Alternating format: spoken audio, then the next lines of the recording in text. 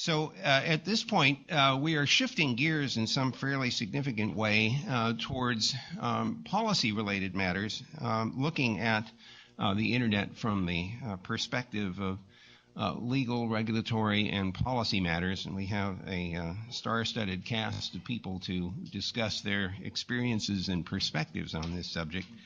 And then after we have our break, we're going to dive into more technological view of things, specifically search and cloud computing, and then finally a look at potential future paths for the Internet.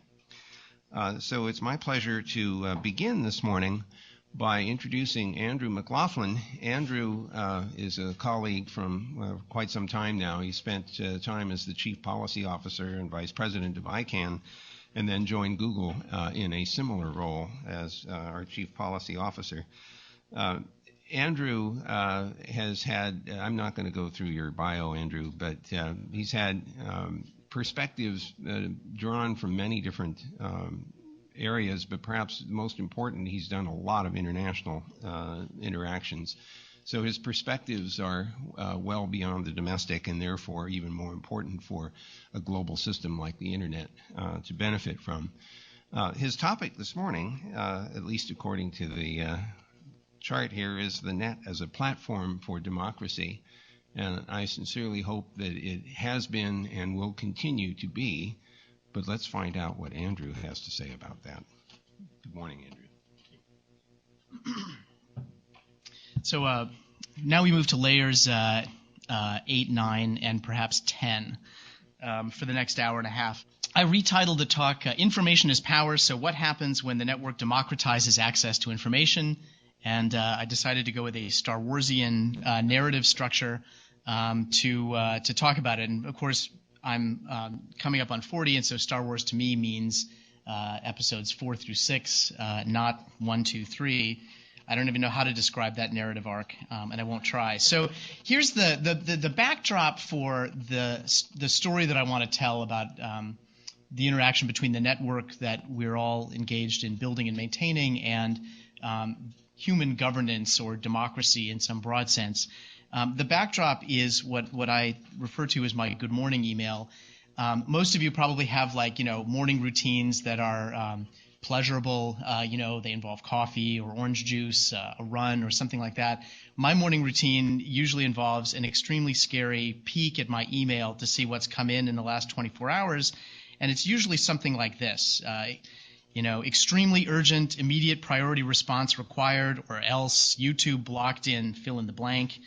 And my sort of graphical representation of my mornings is this. And so, from the sort of Google side of things, I find that we're constantly running into governmental opposition.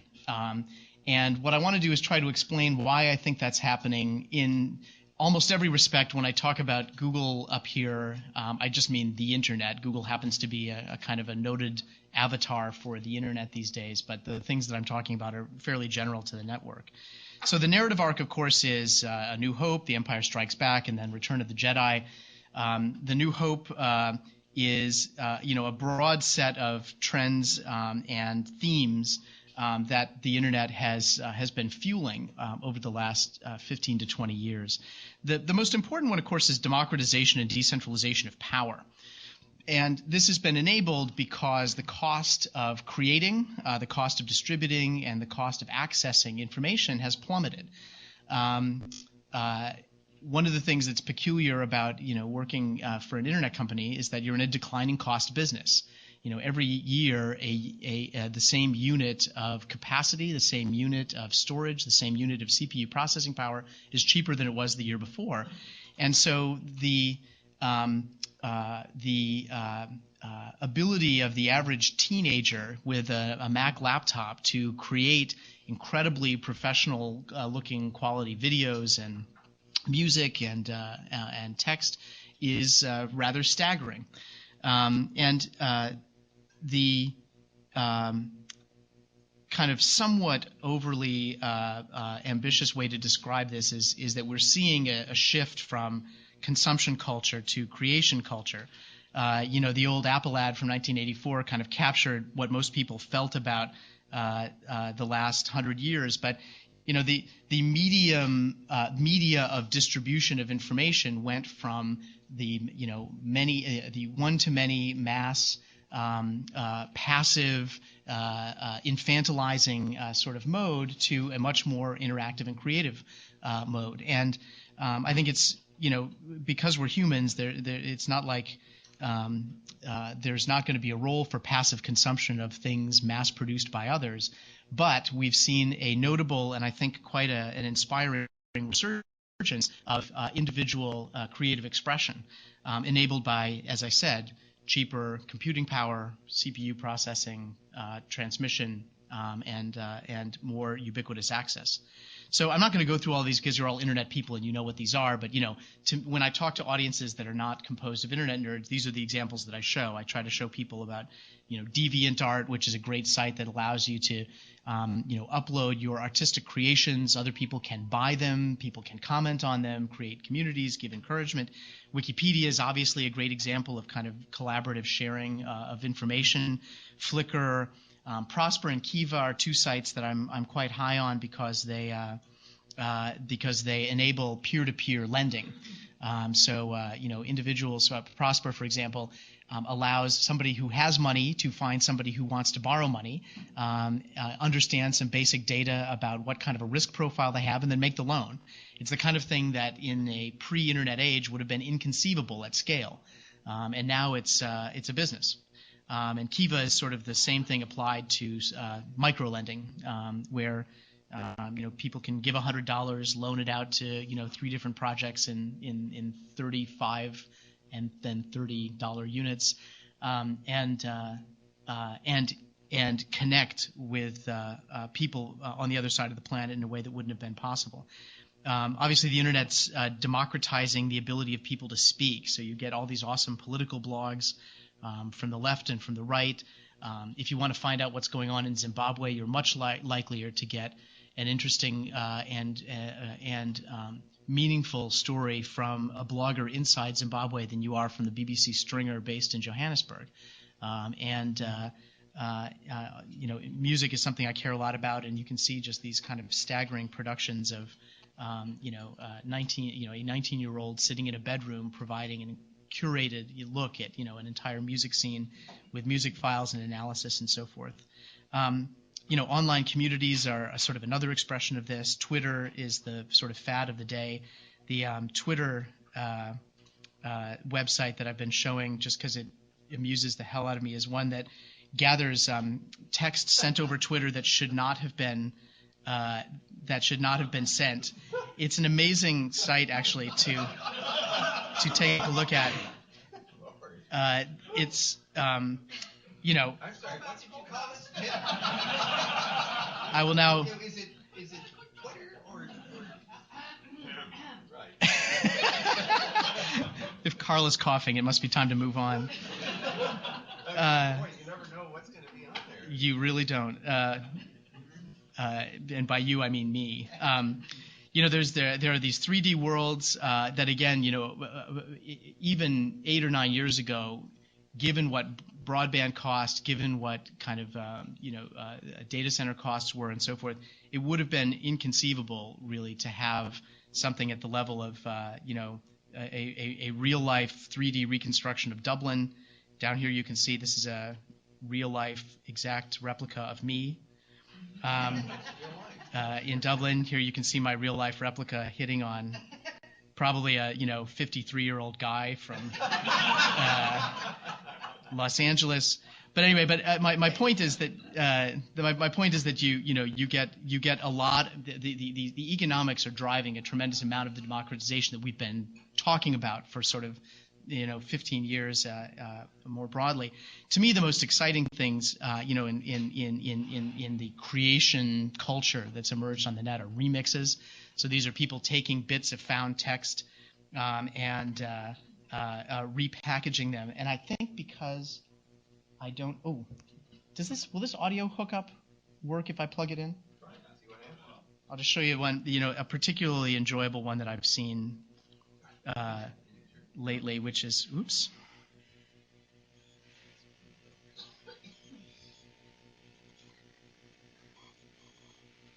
On me, not any warning at all. So let me just move it. So that, what I'm about to show you is just a couple of seconds of one of my favorite things out on the net right now, which is remixes that use.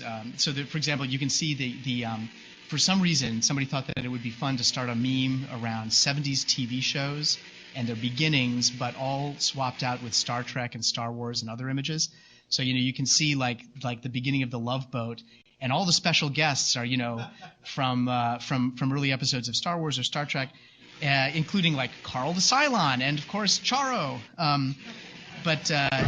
Shall we say $1 million American dollars? Death Star plans are not in the main computer. Your mama's going on a date.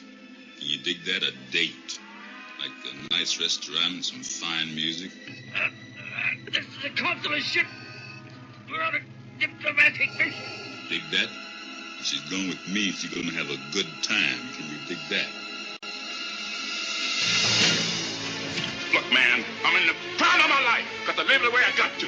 Gonna make me some money again. I'm gonna fight. I got my turn to be the champion of the world. I'll let this go for 5 more seconds so you can see this particular. God. Darth Vader, only you could be so bold. The Imperial Senate will not sit still for this. When they hear you've attacked a diplomat... Hey, look, man, I ain't fighting for no race. I ain't redeeming nobody. I quit on you when you cleared out of Detroit with Willie the Pimp.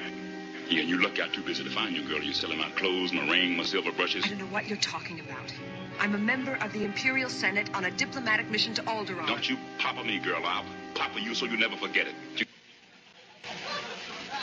Anyway, you get the idea. The point is, this sort of thing presents is a really fun, amusing example of the kind of human creativity that's being enabled by the net, and that, by the way, presents a very profound challenge to copyright law. So everything that we've seen up there just now is copyrighted to some big important studio. I don't know who owns the copyright to the old James Earl Jones movies from the 70s, but it's probably not Lucasfilms. And so by mixing these things together, you end up with something which is transformatively new, but it is certainly, in the view of those studios, probably tantamount to copyright infringement. Anyway, the last just thing that I want to mention in terms of creation culture is just a sort of cool thing to be excited about is witness, which is to say people filming the beatings of monks in Myanmar, filming the shooting of protesters in Tibet, filming police misconduct in the United States or the United Kingdom. We now have the ability to, kind of do the citizen scale reporting that we were always very excited about. All right, so it's not just a few nerds. It's sort of the default experience for a teenager now to be able to speak to the entire world. When I think any of us were teenagers, or at least most of us here, you couldn't really get on the radio, TV, or newspapers, which were the only real mass media out there. Now, for somebody in high school, they can speak to the entire world, potentially to everybody who's got access to the internet, which is increasingly close to the entire world. I will just mention that we're democratizing knowledge about the world. There's a staggering and impressive array of data that's now available on platforms like Google Maps. Here's a good one, the Beer Hunter, which uses Google Maps to help you find in Toronto the source of every currently open beer, wine, and liquor store with their hours and color-coded by what's open right now. So, a lot of important things are being done through Maps mashups. We talked about democratizing, or I've sort of alluded to democratizing democracy itself and the governments, because I think that's a pretty well-covered topic. I won't say much about it other than to say that, we're seeing moves to utilize commodity technologies, commodity computing platforms to make government more transparent, to make it more participatory, to make it more collaborative, to make it more efficient. That's a good thing.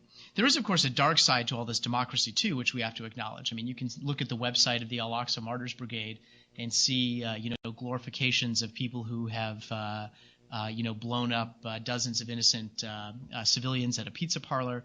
You can see Stormfront, for example, which is a community for racists. So if you dislike blacks, Jews, or whatever, here's a community where you can find other people, talk to them, post things, and feel part of a larger group. But in general, I want to say it's basically a hopeful story about what the technology is enabling. So that's the new hope part. The empire striking back is something that I'm going to touch on just a little bit later in a little gory detail, because we're a technical group and I want to talk a little bit about the technology by which this is happening. But, the empire striking back touches on Google in all kinds of different ways. I just pulled out, a couple of examples of things that we've experienced in the last, couple of years. Google web search is subject to censorship in all kinds of ways, and it's not just in China. So China's the most obvious and kind of best example, but mature, sophisticated democracies, Germany, France, India, Brazil, these are countries that have censorship rules and censorship regimes, and they're validated by a democratic process. So you can't simply say that the free flow of information is being blocked by nefarious governments. There are actual differences of values among cultures that we have to struggle with. And when you embrace democracy, you also have to embrace the idea that those values will be expressed through law, through regulation, through policy. So Germany's got a unique historical experience, and its people have regularly revalidated a social consensus in Germany that pro-Nazi speech, extreme violence, glorification of war, these things are illegal and should be prohibited. They don't even care if it's effective or not. It's a form of social expression of disapproval, and it matters to them on that basis. We recently had a blow-up in South Korea, where the South Koreans have implemented a new rule that requires real name verification for online speech. So if you want to upload a video to YouTube or you want to comment on it, their requirement would be that uploaders or commenters have to go in and provide and verify their real names and their national ID numbers before they can write anything or upload. And so to our cultural way of thinking, this is a flamboyant violation of privacy because it violates the notion of anonymous speech. And we kind of think about privacy as being often rather synonymous with anonymity or the non-identification of yourself with things. And in Korea, their logic was if you require everybody to be logged in and use their real names, then when someone violates another person's privacy, you know who to track down and go get. And it disincents people from violating each other's privacy. Anyway, there are many, many different examples that I could point to about where the empire is striking back, where those who have built their power around the control of information in the pre-internet age are trying to extend that control into the internet. So from my way of thinking, there's an important set of commonalities among some of these big actors. So if you think about movie studios, TV companies, a state mapping agency, a book publisher, a record producer, these are all institutions that have exercised control over the distribution of information. To use Eric's term yesterday, they depend on some form of scarcity in order to make money, in part. So what they also have in common, by the way, is that they've traditionally had both a venture capital function and a distribution function. So think about movie studios. The venture capital function is you put money down on the table to get a movie made, and then you profit from it above your investment. They also had control, though, over distribution of that movie in a world of scarcity. The scarcity comes from the fact that there's only N number of movie screens in the country. There's only N number of seats or N times whatever number of seats in front of those movie screens. If you're going to make money, the only way you can make money on your movie is to get the movie on the screen in front of the seats and have people collect money in order to go see the movie. The internet has blown that apart. But the same model applies with books, records, TV shows. In TV, it's a certain number of channels, certain number of hours in the day. If you can't get your show into one of those slots, you can't make money. With records, it's, bin space. With books, it's shelf space. If you can't get your book on the bookshelf, you can't sell it, and you won't make any money. So the internet has blown all of that wide open. It does not jeopardize the venture capital function. It just makes it a hell of a lot riskier because of the way that you could use distribution to ensure some minimal amount of revenues. I mean, even the biggest turkey films, you could plan on marketing the hell out of and getting some amount of your money back, even as you hope for a hit. So anyway, these institutions are trying to figure out how to maintain the control and that they've had over distribution. In many ways, it means they're trying to recreate scarcity on the internet where there has been none. So to me, that's the kind of Empire Strikes Back phase. And the question, the sort of Return of the Jedi question is, is there a way to try to maintain the things that are great about the internet and still meet to some acceptable degree the demands of these threatened institutions to preserve some role for themselves in the new world. Some, by the way, just shouldn't, right? Like, so for example, a state mapping agency in India, which under Indian law has a legal monopoly over all maps distributed in India, that just simply should not be allowed to continue.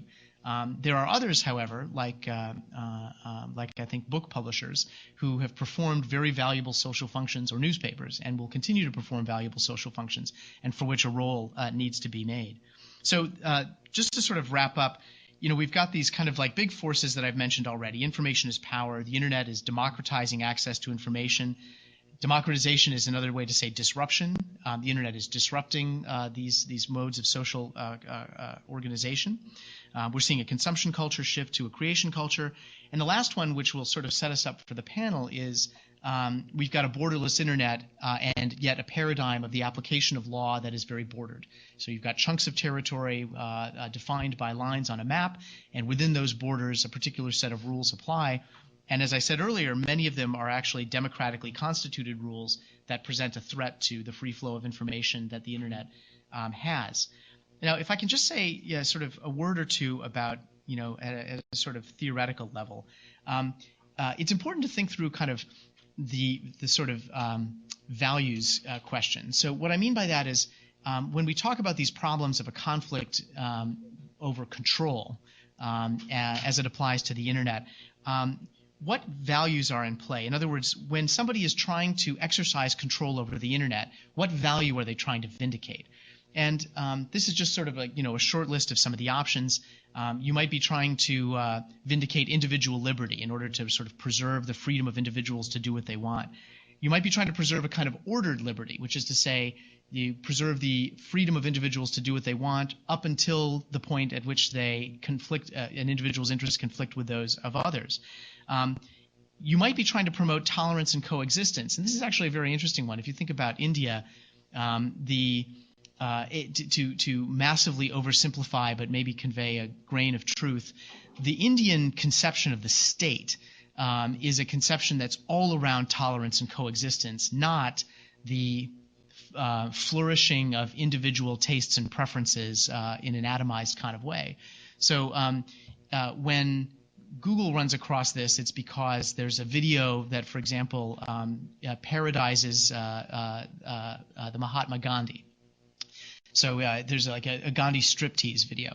And even Indians that that I would find to be typically very simpatico, which is to say Western educated, or grown up in multiple cultures or whatever, they will generally agree that things which offend different religions or offend the sort of icons of the Indian state or society should be censored, because the alternative is people killing each other.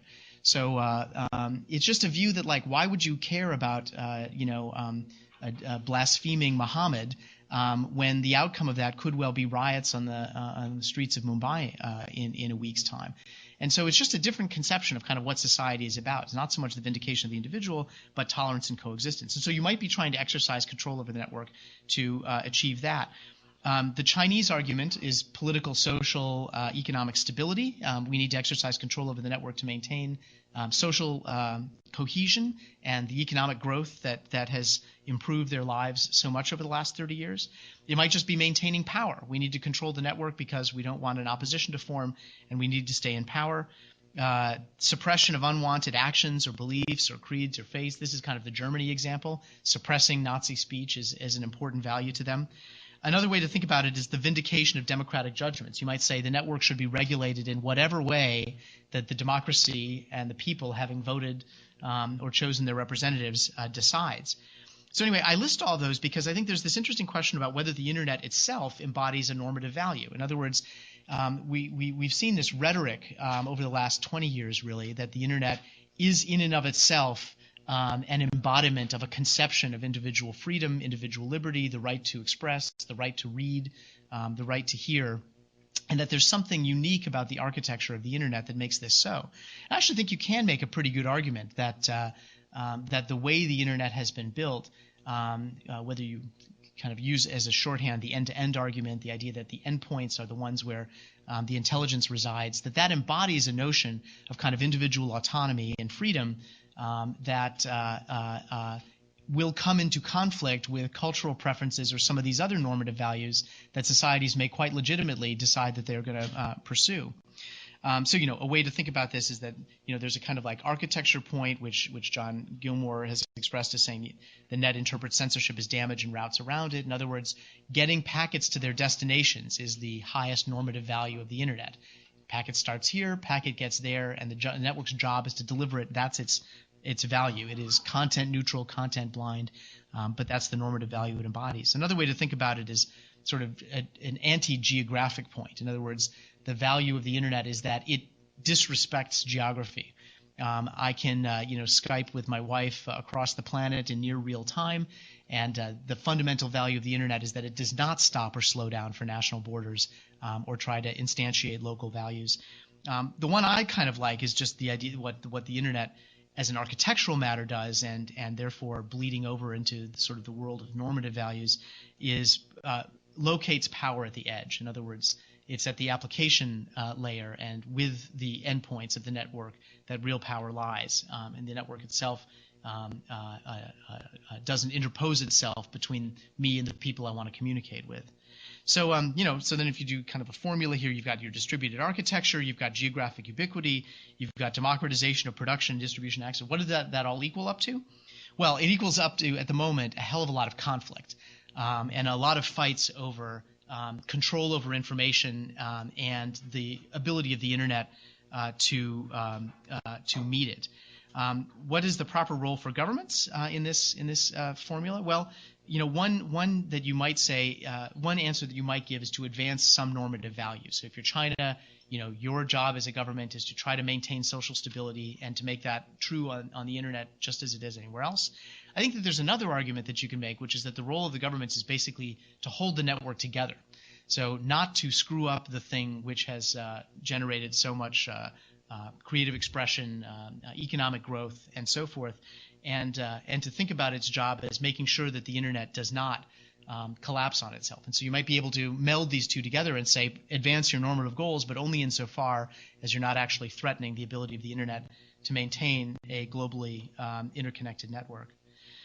So I think I'll close there. I'll just note that there is a tremendous amount of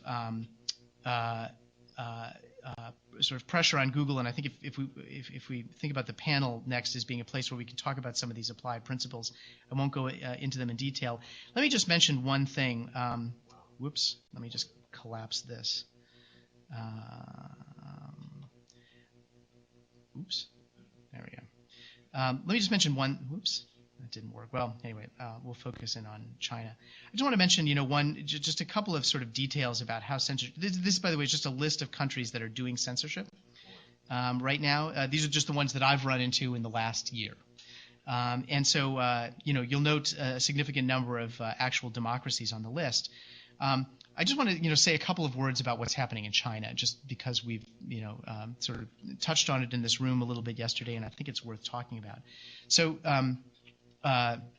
This is an example of how a government that is seeking to vindicate a set of normative values that are in conflict with the internet can go about doing it. And by in conflict with, I mean jeopardizing the basic interoperable nature of the network and the principle of decision-making at the edges. So the Great Firewall, or as the Chinese call it, the Golden Shield Project, uses a couple of just basic censorship techniques. They do straightforward IP blocking of hosts at the ISP level. They do this on all kinds of different protocols. They just don't allow packets to advance toward a particular set of IP ranges. They do DNS blocking. They block DNS lookups of various descriptions. They use DNS poisoning and redirection so that they spoof destinations on the internet and interrupt interrupt the flow of packets that you were intending and replacing it with something else. There are a number of search-specific censorship techniques that they use. They pay attention to the queries that are being sent to Google. They use packet and keyword filtering across all protocols. They use the TCP reset tactic, which is a particularly, from my perspective, kind of sleazy and troubling misuse of a standardized interaction where they will just decide that a certain number of queries from a particular subnet is unacceptable, send out TCP reset packets. This is a big problem at universities and internet cafes where a single bad user in their view, a troubling user, can lead to the entire subnet being knocked out for 30 minutes. You can, of course, set your machine to ignore reset packets, but most people don't because it would not be a standardized way of behaving. The administrative mechanisms are very vast and complex, and we don't have time to talk about them, but an interesting thing in China is that they really are obsessively focused on what we call the 3 Ts and the 2 Cs. It's Taiwan, Tibet, Tiananmen Square massacre. The 2 Cs are the cult, meaning Falun Gong, or what they describe as a cult, and the control of the Communist Party. So when you touch on one of those forbidden subjects, you will trigger one of these mechanisms of information control over the network. If you don't, generally speaking, they leave you alone. And so either that's encouraging or that's troubling because it's either a pretty broad set of important political topics or it's a small set of relatively unimportant things, depending on your point of view. So I just raised this because it's an interesting example of some of the standardized behaviors that we've been talking about can in fact be hijacked by governments that want to exercise some form of control for their own purposes. So with that, I think we should turn to the panel. Let me just say, by the way, there are a lot of ways to talk about these kind of control impulses, child protection, privacy, network regulation, and the open internet. The question of security I should have put on this list. There are lots of arguments that you can bring to the table for why elements of control need to be built into the network, but I think we'll talk about that in the panel.